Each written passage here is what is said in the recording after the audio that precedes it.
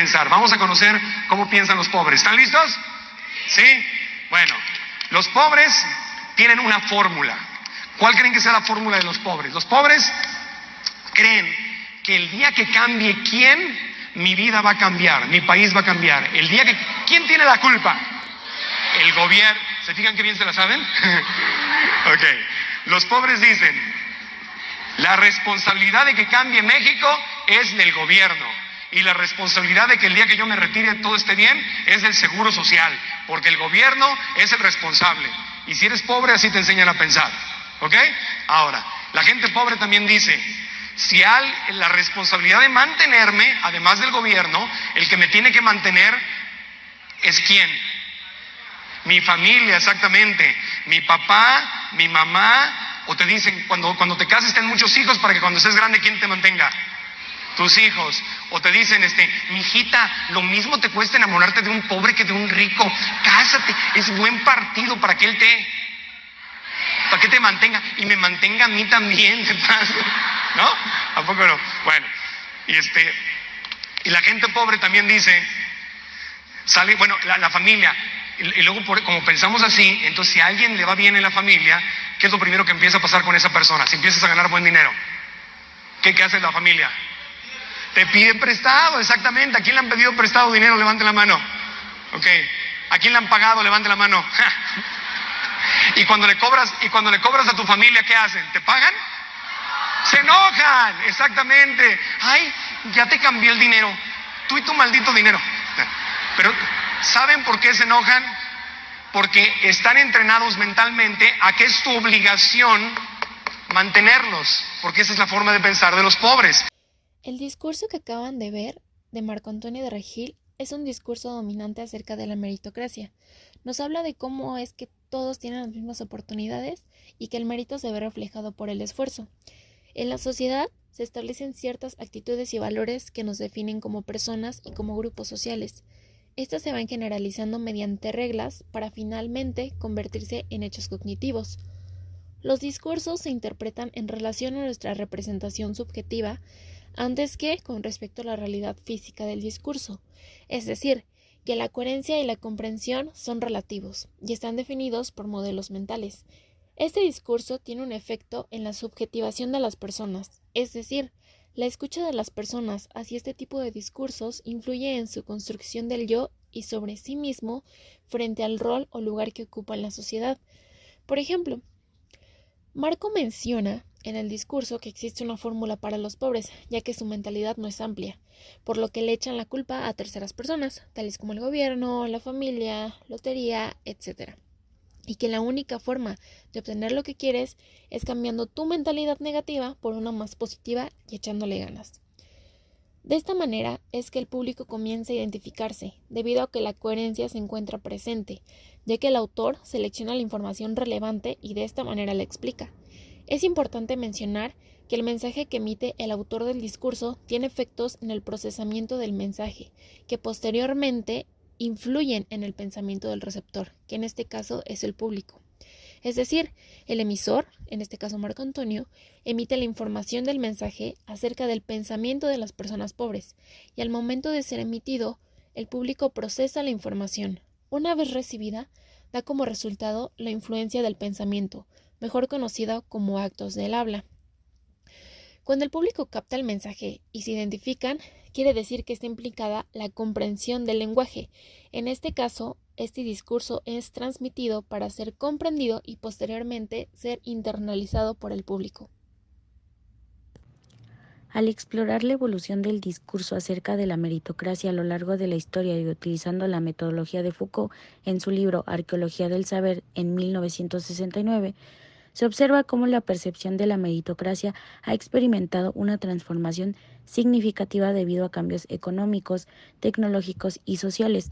Inicialmente, la meritocracia se consolidó como una creencia en la igualdad de oportunidades basada en el mérito individual, donde el esfuerzo y el talento personal eran vistos como los principales motores de la movilidad social. Esta perspectiva tenía ideales como el sueño americano, que sostenía que cualquier individuo podía alcanzar el éxito mediante su esfuerzo. Sin embargo, en la posmodernidad, diversos acontecimientos y desarrollos económicos, políticos y sociales han llevado a un cuestionamiento profundo en esta noción. Es importante mencionar que la desigualdad económica ha destacado las diferencias en la distribución de ingresos y riqueza, socavando la creencia de una igualdad de oportunidades verdaderamente equitativa, ya que favorece a ciertos grupos. Actualmente, en todas las sociedades se lleva a cabo un proceso de validación y control de discursos con mecanismos internos y externos. Este proceso es importante para determinar la validez de los discursos y establecer quiénes son los interlocutores legítimos. Algunos autores como Michael Sandel y César Rendueles han expresado críticas en relación a la meritocracia, cuestionando la idea de igualdad de oportunidades que se supone debería promover sus principales objeciones, enfocándose en la percepción de que la meritocracia beneficia principalmente a una élite privilegiada. El término élite, considerado tabú, implica el reconocimiento del privilegio de un grupo selecto y reducido que goza de beneficios inaccesibles para la mayoría. Esto puede generar un cambio en el marco de referencia establecido en una sociedad. Otro aspecto que ha influido en la crítica a la meritocracia es la noción de la locura según Foucault, resaltando que la interpretación de la meritocracia puede variar significativamente dependiendo del contexto y de quien la utilice.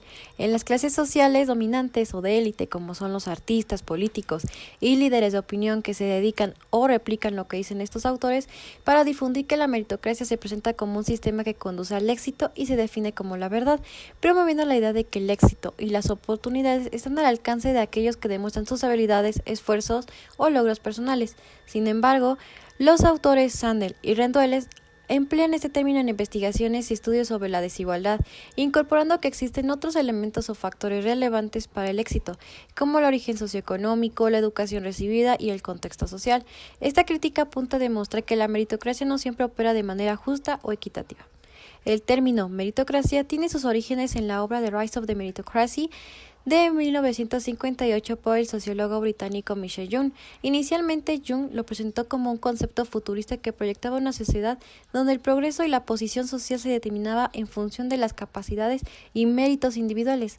A lo largo del tiempo, este concepto ha sido objeto de intensos debates y discusiones en campos como la sociología, la política y la filosofía.